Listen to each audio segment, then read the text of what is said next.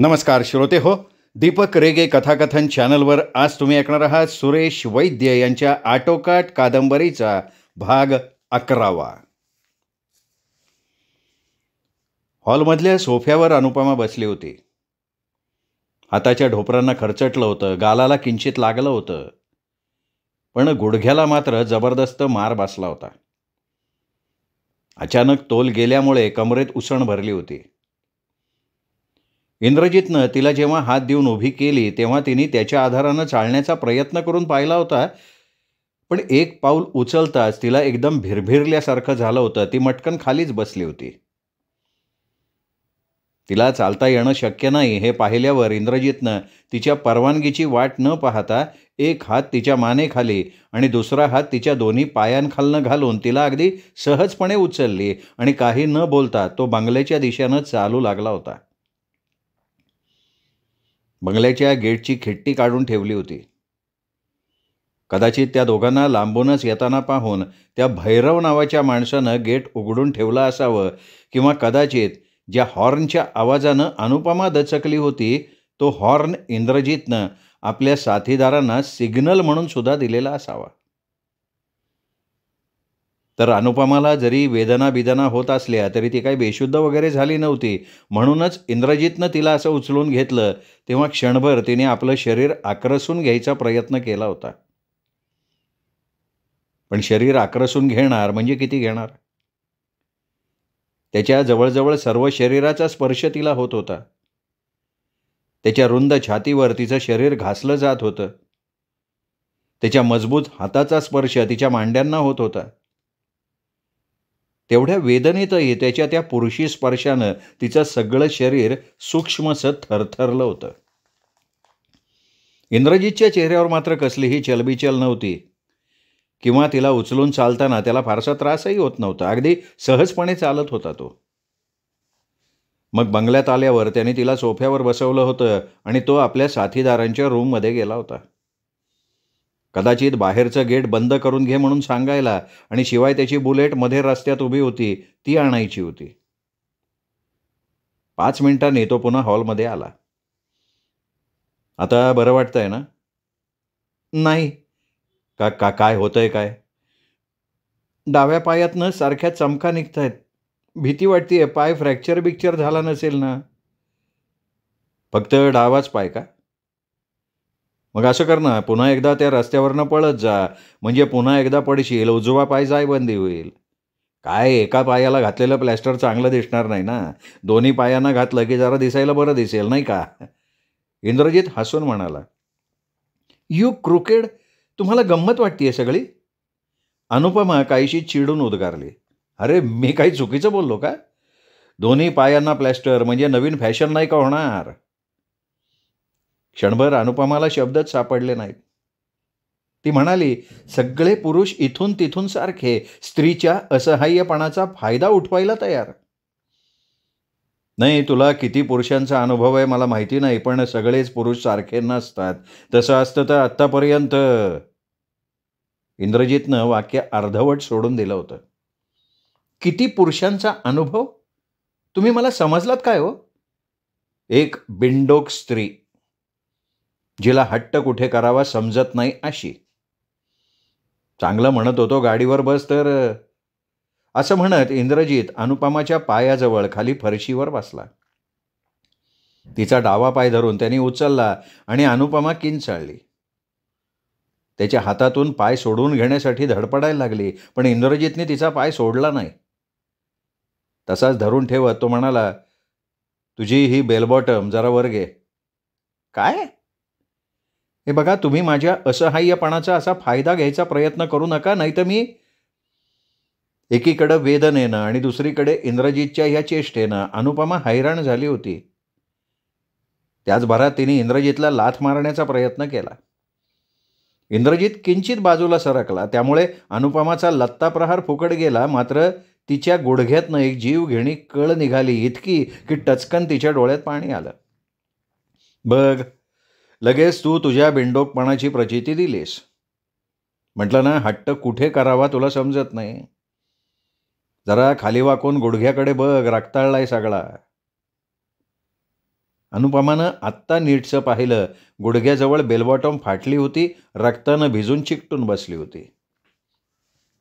इंद्रजितनं पुन्हा तिचा पाय अलगद खाली ठेवला आणि म्हणाला, मी फर्स्ट एडचा बॉक्स घेऊन येतोय. अनुपमा काही बोलली नाही. इंद्रजितकडनं आपण कसलीही मदत घेऊ नये असं तिला वाटत होतं, पण आत्ता त्याच्याशिवाय दुसरा इलाज नव्हता.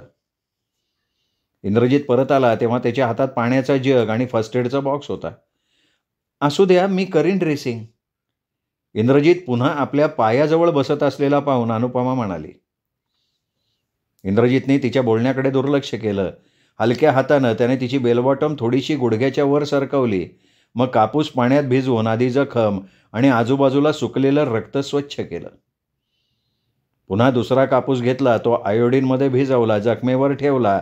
आग प्रयत्न करूनही अनुपमाला स्वतःवर ताबा ठेवता आला नाही. अगदी दबक्या स्वरात का होईना ती किंचाळली. नशीब समज नुसती खोक पडली आहे. 4-8 दिवसात जखम भरून येईल. जर गुडघ्याची वाटीबिटी सरकली असती तर किमान 1-2 महिने प्लॅस्टरमध्ये पाय टांगून पाडावं लागलं असतं. तसं झालं असतं तर तुम्हाला बरं वाटलं असतं नाही का? हे बघ अनु, तू नेहमी माझ्या बोलण्याचा विपर्यास करतेस. माझ्या जागी दुसरा कोणी असता ना तर त्यांनी बोला की काय केलं असतं त्यांनी? मला मारलं असतं. माझे हातपाय बांधून तोंडात बोळा कोंबून मला एखाद्या खोलीत कोंडून ठेवलं असतं. माझ्यावर बलात्कार. अनु, इंद्रजित एकदम ओरडला. त्याचा चेहरा संतापानं लाल झालेला होता. त्याच्या त्या आवाजानं अनुपमाही एकदम थरारली. आत्याकडे पाहिलेलं त्याचं रूप आणि आत्ताचं रूप, जमीन आसमानाचं अंतर होतं दोन्ही रूपात. अधिक काही बोलायचं धाडस अनुपमाला झालं नाही. इंद्रजितही काही बोलला नाही. तिच्या गुडघ्याभोवती त्याने बँडेज गुंडाळलं, व्यवस्थित गाठ मारली. थँक्स, अनुपमा म्हणाली. इंद्रजित काही बोलला नाही. त्यांनी पाण्याचा जग, घाण झालेला कापूस आणि फर्स्ट एडचा बॉक्स उचलला, किचनमध्ये गेला.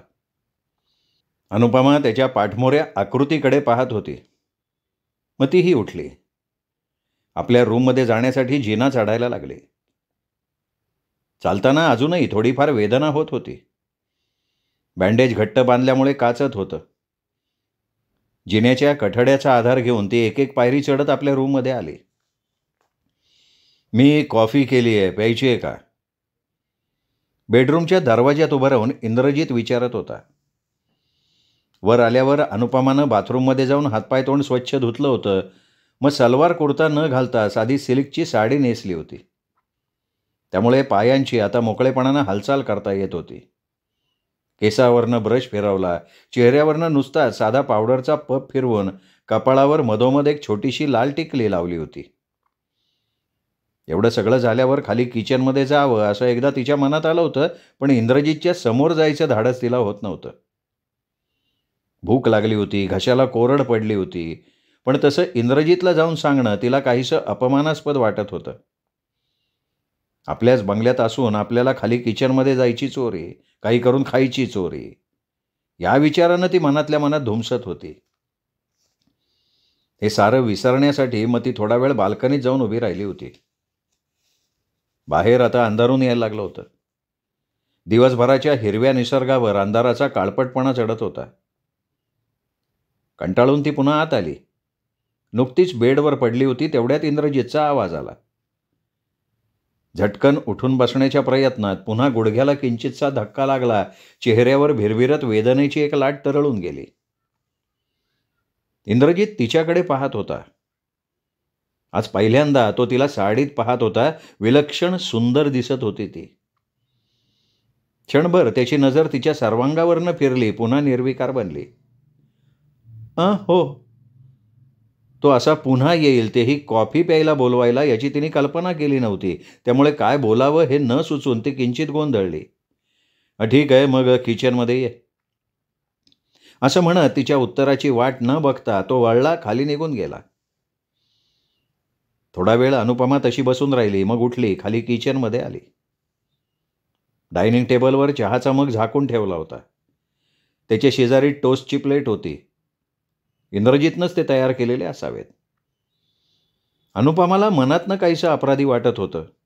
त्यांनी करायचं आणि आपण खायचं. मनातनं तो काय समजत असेल आपल्याला? आळशी, ऐतखाऊ.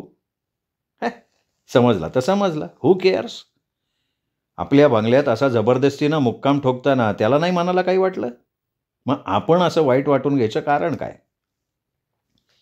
अनुपमा खुर्चीवर बसली, आरामात टोस्ट खायला लागली. इंद्रजित काहीतरी बोलेल असं वाटत होतं, पण त्यांनी तिच्याशी न बोलण्याचा पण केल्यासारखं दिसत होतं. तोही तिच्या समोर बसला होता. त्याच्यासमोर फक्त कॉफीचा मग होता. तो कॉफीचा एक एक घोट घेत दुसऱ्या हातात धरलेल्या सिगरेटचे कश घेत होता. अनुपमाला त्याच्यासमोर असं फार वेळ गप्प बसून राहणं सहन होईना. काहीतरी बोलायचं म्हणून ती म्हणाली, मुद्दाम साडी नेसले.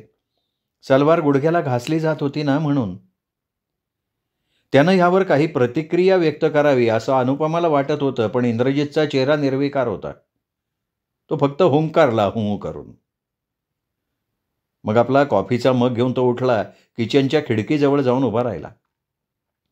अनुपमाकडे पाठ करून मधून मधून सिगरेटचे कश घेत आणि कॉफी पीत. त्याच्या पाठमोऱ्या आकृतीकडे पाहत अनुपमा विचार करत होती, या माणसाच्या स्वभावाचे किती रंग आहेत, किती पापुद्रे आहेत. आत्ता वाटतं हा माणूस आपल्याला कळला आणि दुसऱ्या क्षणी त्याने रंग बदललेला असतो. छे, या माणसाला समजणं अतिशय कठीण आहे. पण आपण याला एवढं महत्त्व का देतोय? तो आपल्याला समजावा असं आपल्याला का वाटतंय? ह्या प्रश्नापाशी येऊन अनुपमाच्या विचारांची गाडी पुन्हा अडखळली होती आणखीन एकदा. रात्रीचे 8 वाजून गेले होते. अनुपमा आणि इंद्रजित हॉलमध्ये बसले होते. नुकतीच जेवणं आटोपली होती. मगाशी कॉफी आणि टोस्ट खाल्ल्यावर अनुपमा पुन्हा वर आपल्या बेडरूममध्ये गेली होती. काहीतरी चाळा म्हणून बेडरूमची साफसफाई सुरू केली होती.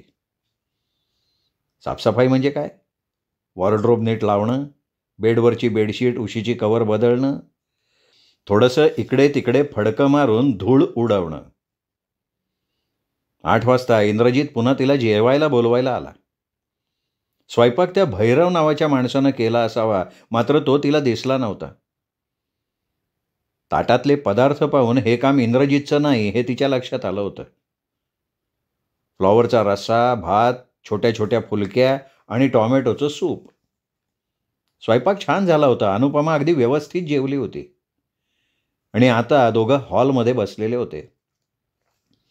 इंद्रजित जेम्स हॅडलेचं कुठलं तरी पुस्तक वाचत होता.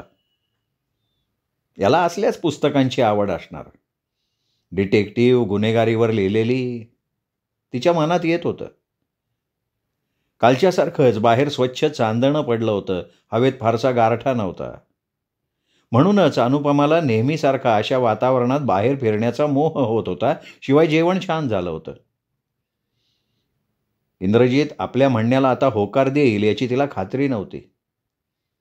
त्यांनी दिलेल्या सवलतीचा तिने भरपूर गैरफायदा घेण्याचा प्रयत्न केला होता, पण लगेच तिच्या मनात आलं की हा आपल्याला सवलत देणारा कोण? आणि सवलत दिली म्हणजे काय मेहरबानी केली का आपल्यावर?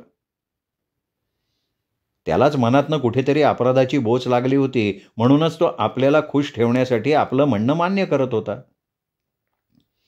आत्ताही त्याला विचारायला काही हरकत नाही, फार तर नाही म्हणेल. मनातल्या मनात अशा बऱ्याच कोलांट्या उड्या खाल्ल्यावर तिने सगळं धाडस एकत्र करून म्हटलं, कालच्यासारखं थोडंसं बाहेर भटकून यावं असं वाटतंय.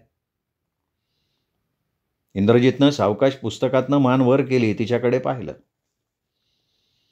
त्यानं एवढी वॉर्निंग देऊ नये आत्याकडे तिने जो काही गोंधळ केला होता तो पाहता इंद्रजित आता तिच्या इच्छे अनिच्छेची कसलीही पर्वा करणार नाही याची अनुपमाला कल्पना होती.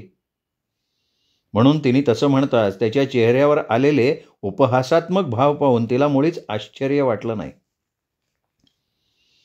अजूनही तुझ्या डोक्यातल्या अवास्तव कल्पना गेलेल्या दिसत नाहीत. ह्यात कसली आली अवास्तव कल्पना? तुम्हाला मी कालच सांगितलं होतं ना, थोडंसं बाहेर फिरून आल्याशिवाय मला झोप लागत नाही. आणि तू किती हुशार आहेस याचा अनुभव मी आज घेतलाय की.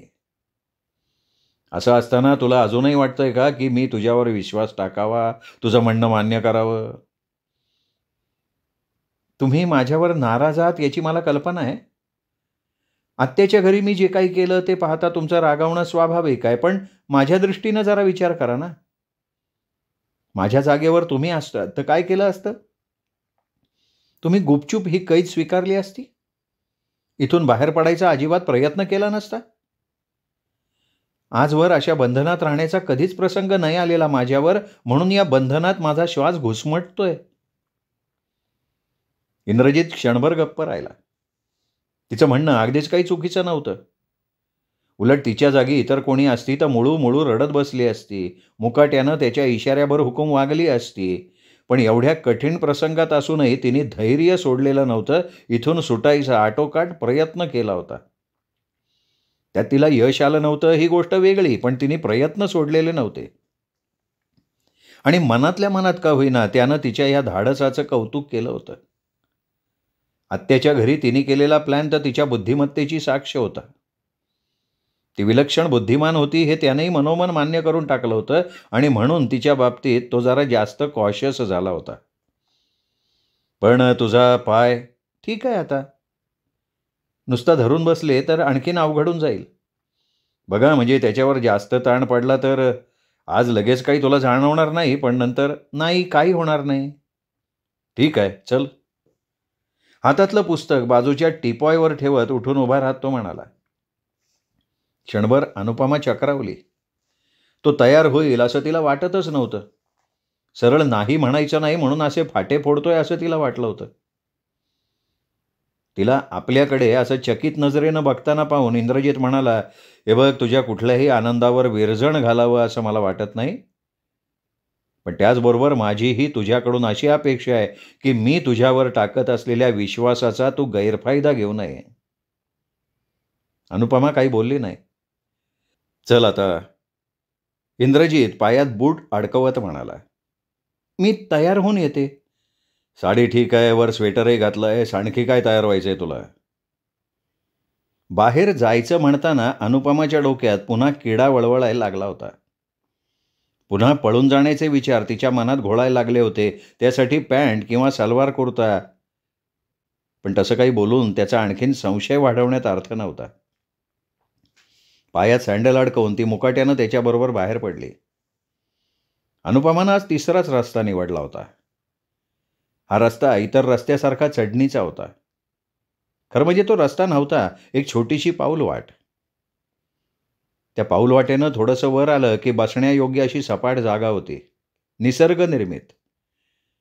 तिथून खाली खंडाळा गावातले छोटे लुकलुकणारे दिवे दिसायचे. खरं तर इथनं सूर्यास्ताचा देखावा अतिशय सुंदर दिसायचा. अनुपमाची ही सगळ्यात आवडती जागा होती. इथं येऊन तासनतास ती पेंटिंग करायची. चालताना इंद्रजित गप्प गप्प होता, कसल्या तरी विचारात मग्न असल्यासारखा. अनुपमाला त्याचं हे गप्प राहणं आवडण्यासारखं नव्हतं. पण हा आपला विचार करत नाहीये, वेगळ्याच कुठल्या तरी गोष्टीचा विचार करतोय हे अनुपमाच्या लक्षात आलं होतं. कदाचित पुढच्या योजनेचा. आता फार दिवस या बंगल्यात राहणं योग्य होणार नाही हे त्याच्या लक्षात आलेलं असावं. हातात आलेल्या ह्या गुन्हेगारांना आपण असंच बिनभोभाट जाऊ द्यायचं? त्यांनी काय गुन्हा केलाय ते माहीत नाही, पण तसाच काहीतरी भयंकर गुन्हा केलेला असावा. अशा गुन्हेगारांना मोकळं सोडता कामा नये. आपल्यासारखीच उद्या आणखीन कोणावर तरी अशी परिस्थिती येईल. उद्या आणखीन कोणाच्या तरी घरात शिरून ते त्यांना असंच आपल्यासारखं कैद करून ठेवतील. नाही, यांना इथून सहजासहजी सुटू द्यायचं नाही. अनुपमा काहीही न बोलता हे असे विचार डोक्यात घोळवत चालली होती. आपल्याला आणखीन कोणाची तरी मदत मिळाली तर किती बरं होईल. मनात विचार आला आणि तिला अचानक आठवलं, आत्ता ते ज्या रस्त्यानं चालले होते त्या रस्त्यावरची ती सपाट जागा. तिथून आणखीन थोडं पुढे गेलं की झाडात लपलेला एक बंगला. वर्षभरापूर्वी कोणीतरी तो बांधला होता. आजूबाजूला दाट झाडी असल्यामुळे कोणाच्याही तो चटकन लक्षात येत नव्हता. इंद्रजितला चुकवून जर त्या बंगल्यापर्यंत पोहोचता आलं तर निश्चितच आपल्याला तिथल्या लोकांची मदत मिळेल.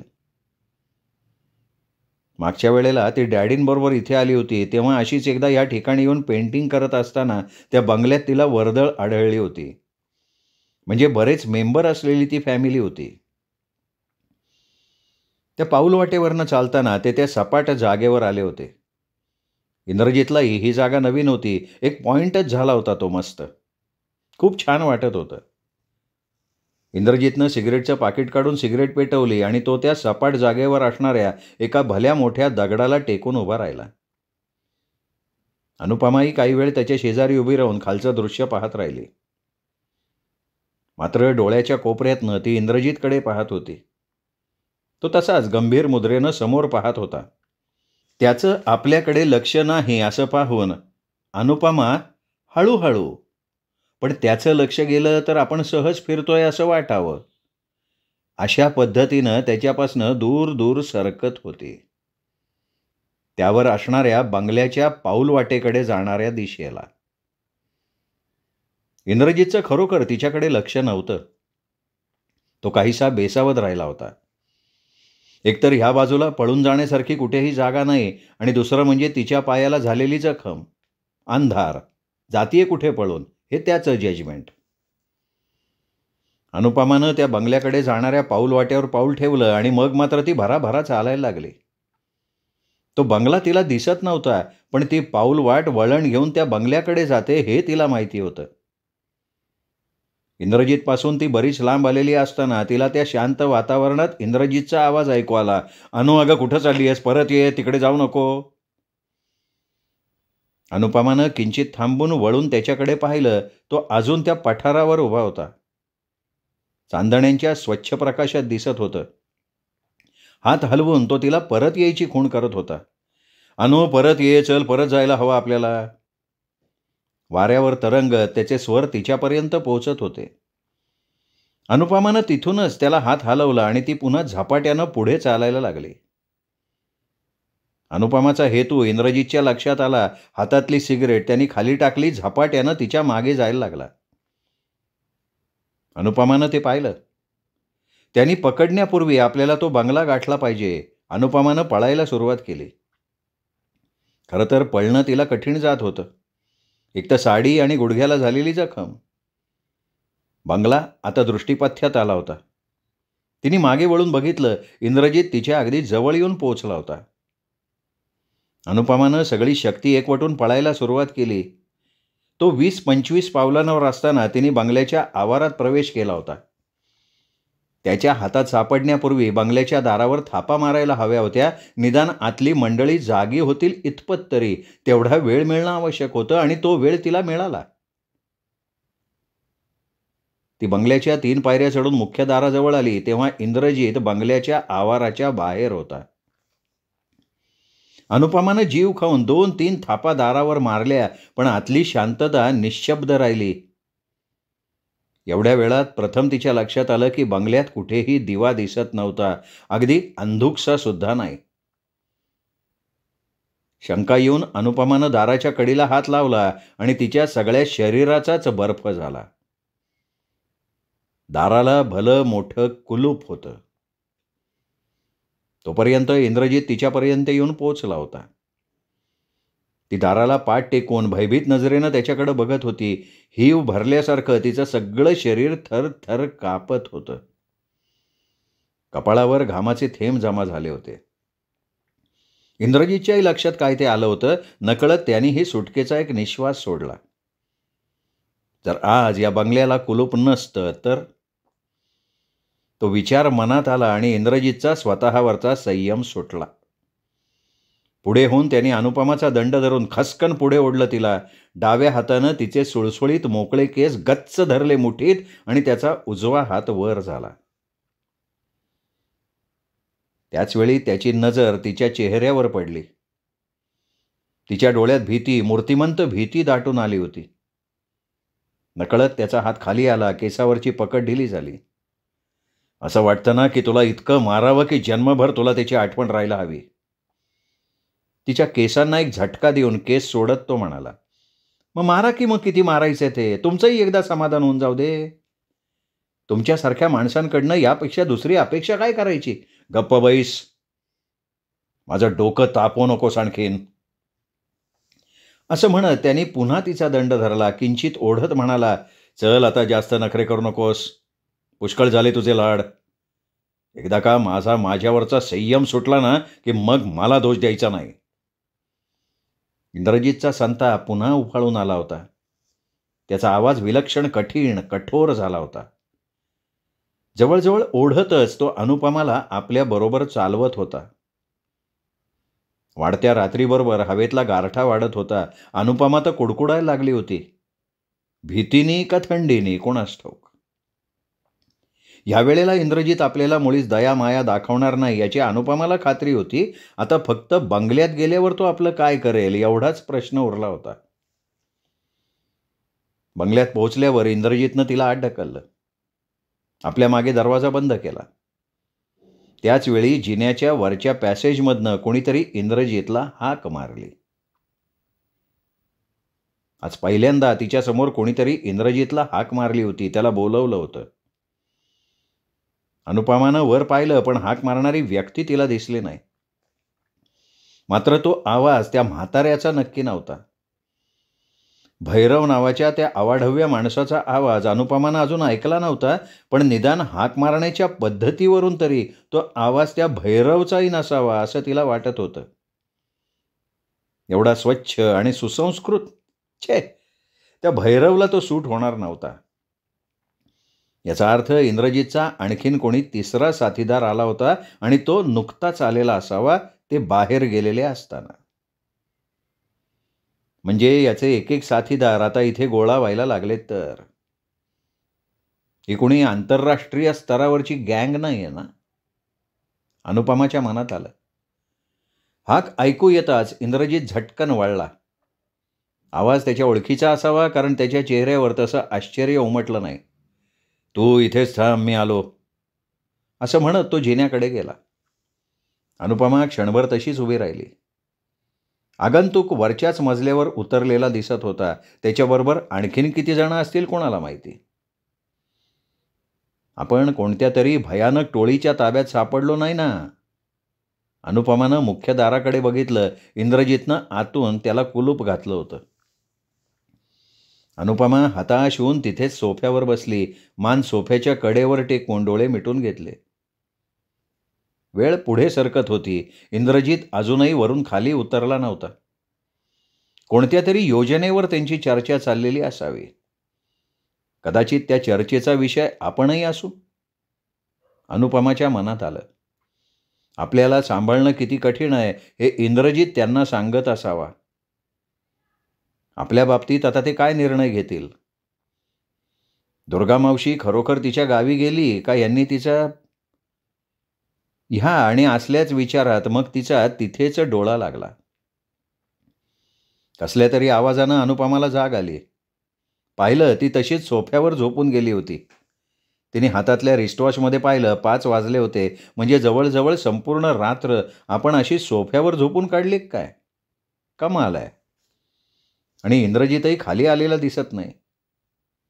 नाही, तो आला नसता खाली तर आपल्या अंगावर ही शाल कोणी घातली असती? हे नक्की इंद्रजितचं काम. कदाचित आपली झोपमोड होऊ नये म्हणून त्यांनी आपल्याला उठवलं नाही. इंद्रजितला आपल्याबद्दल अजूनही एवढं वाटतं? वास्तविक पाहता आपण त्याला किती त्रास दिलाय. त्यांनी टाकलेल्या विश्वासाला आपण किती वेळा तडा दिलाय आणि तरीही तो.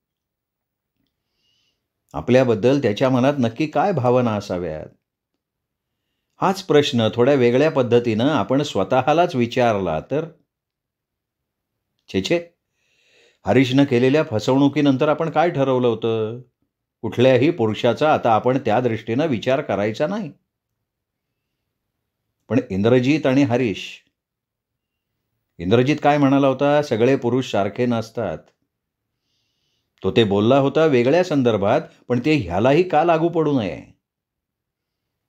अनुपमाच्या डोक्यात विचारांचा गोंधळ चालला होता. पुन्हा आवाज झाला. इंद्रजितच्या विचाराच्या नादात आपल्याला का जाग आली हे ती विसरली होती. आता पुन्हा आवाज आला तशी तिने आवाजाच्या दिशेनं मान वळवली. बंगल्याचं मुख्य दार हळूहळू उघडत होतं. अनुपमाच्या तोंडून भीतीनं एक अस्फुट किंकाळी बाहेर पडली. त्या क्षणी तिच्या शरीरानं प्रतिक्षिप्त क्रिया केली. ताडकन सोफ्यावरनं उठून तिने वर जाणाऱ्या जिन्याच्या दिशेनं धाव घेतली. ती अर्धा जिना चढली असताना वरून इंद्रजित धावत खाली येत होता. अनुपमाची अस्फुट किंकाळी त्यांनीही ऐकली होती. अर्ध्या जिन्यावर त्यांची भेट झाली. तिचा हात धरत त्याने विचारलं, काय झालंय काय? अनुपमाच्या तोंडून आवाज फुटत नव्हता. नुसताच हात उचलून तिने दाराच्या दिशेनं बोट दाखवलं. दारात एक उंच ओव्हरकोट घातलेली, हातात मोजे आणि छडी असलेली व्यक्ती उभी होती. तिच्या डोळ्यांवर सोनेरी फ्रेमचा चष्मा होता. चेहरा हसतमुख होता. Hello Indra, good morning. तू अजून जागाच आहेस? त्या व्यक्तीनं विचारलं. अरे मिस्टर बॅनर्जी, असं म्हणत अनुपमाच्या हाताला धरून खाली उतरत इंद्रजित म्हणाला, मी छान झोपलो होतो. हिची किंकाळी ऐकली, धावत खाली आलो. पण तुम्ही ह्या वेळेला कुठे गेला होतात? अरे माझी ही नेहमीची उठून फिरायला जायची वेळ आहे. बॅनर्जी नावाची ती व्यक्ती म्हणाली. मग अनुपमाकडे वळून पाहत काहीशा दिलगिरीच्या स्वरात म्हणाली, I am very sorry miss Samant, माझ्यामुळे तुम्हाला त्रास झाला. अनुपमा काही बोलली नाही, पण तिच्या लक्षात आलं की हा इंद्रजितचा तिसरा साथीदार असावा. काल ह्यानीच इंद्रजितला वरून हाक मारलेली असावी. इंद्रजित आणि अनुपमा सोफ्याजवळ आले. इंद्रजितनं तिला सोफ्यावर बसवलं. बॅनर्जीही तोपर्यंत सोफ्याजवळ आला होता. मिस्टर बॅनर्जी, आपण ह्यांना ओळखता? इंद्रजित अनुपमाकडे निर्देश करत म्हणाला. मग अनुपमाकडे बघत म्हणाला, अनु, हे मिस्टर बॅनर्जी मुंबईतले नामवंत वकील आहेत हे. अनुपमानं औपचारिकपणे त्यांना हात जोडले. त्याचवेळी तिने त्यांचं आणखीन निरीक्षण केलं. समोरच्या व्यक्तीचं वय साधारण 40-45च्या दरम्यान होतं. त्या मानानं शरीर ताठ होतं, उंची भरपूर होती. एखाद दुसऱ्या इंचानं इंद्रजितपेक्षा कमी. कपाळ भव्य होतं. केस विरळ होऊन नुकतीच टक्कल पडायला सुरुवात झाली होती. त्यांच्या चष्म्याआडचे डोळे मात्र विलक्षण पाणीदार आणि बुद्धिमत्तेची झाक दर्शवणारे होते. मिस सामंत, आमच्यामुळे तुम्हाला जो काही त्रास झाला त्याबद्दल मी आपली क्षमा मागतो. इंद्रजितनं ओळख करून देताच बॅनर्जी म्हणाले. त्यांच्या बोलण्याचा ढंग अतिशय मृदू होता, सभ्य होता, सुसंस्कृत होता. ते खरोखर मनापासून तिची माफी मागत होते. हे बघा, आता मी आलोय तेव्हा तुमच्या मनातलं भय काढून टाका. तुमच्या ज्या काही शंका असतील, हा सगळा काय प्रकार आहे, ह्याबद्दल तुमच्या मनात जी उत्सुकता आहे, मी त्याचं सर्वतोपरी समाधान करू शकेन. पण मला वाटतं हे सगळं आपण नंतरही बोलू शकू. या क्षणी तुम्ही फार थकलेल्या दिसता, तुमची झोप अर्धवट झाली आहे. तेव्हा अगदी बरोबर आहे, ही वेळ आता शंका समाधान करण्याची नाही. इंद्रजितही म्हणाला, मी थोडं बोलू? आत्तापर्यंत चुपचाप बसलेली अनुपमा अचानक मध्येच म्हणाली. इंद्रजित आणि बॅनर्जी दोघांनीही चमकून अनुपमाकडे बघितलं, कारण अनुपमाच्या आवाजात काहीसा ठामपणा होता. माझी इच्छा आहे, सकाळची वाट पाहण्यापेक्षा आत्ताच आपण काय ते बोलून टाकावं, नाहीतरी आता 5:30 वाजून गेलेत. मी थोडीफार थकली आहे, पण माझ्या मनातल्या शंकांचं जेवढ्या लवकर समाधान होईल तेवढ्या लवकर माझ्या मनावरचं टेन्शन कमी होईल, कारण झोपही आता येईल असं वाटत नाही. तेव्हा प्लीज. इंद्रजित काहीसा आश्चर्यानं अनुपमाकडे बघत होता. मग म्हणाला, ठीक आहे, जर तुझी तशीच इच्छा असेल तर बॅनर्जी आत्ताच तुझं शंका निरसन करतील, पण त्यापूर्वी मला वाटतं आपण कॉफी घ्यावी. तू बस, मी कॉफी बनवून आणतो. आणि इंद्रजित किचनमध्ये गेला सुद्धा. अनुपमा खरोखर खूप थकलेली दिसत होती. तिचा चेहरा काहीसा ओढलेला वाटत होता. तिच्या अंगावरची साडी चुरगळली होती, कारण रात्री ती तशीच साडी सकट सोफ्यावर झोपली होती. बॅनर्जींनी कोटाच्या खिशातनं पाईप काढून पेटवला. लवकरच या सगळ्या प्रकाराचा उलगडा होणार म्हणून अनुपमा आणखीन उत्तेजित झाल्यासारखी दिसत होती, आणि तो काय असेल या विचारानं तेवढीच अस्वस्थही झाल्यासारखी वाटत होती. श्रोते हो, हा होता 11वा भाग आटोकाट या कादंबरीचा 12वा भाग. उद्या. तोपर्यंत नमस्कार मित्रो.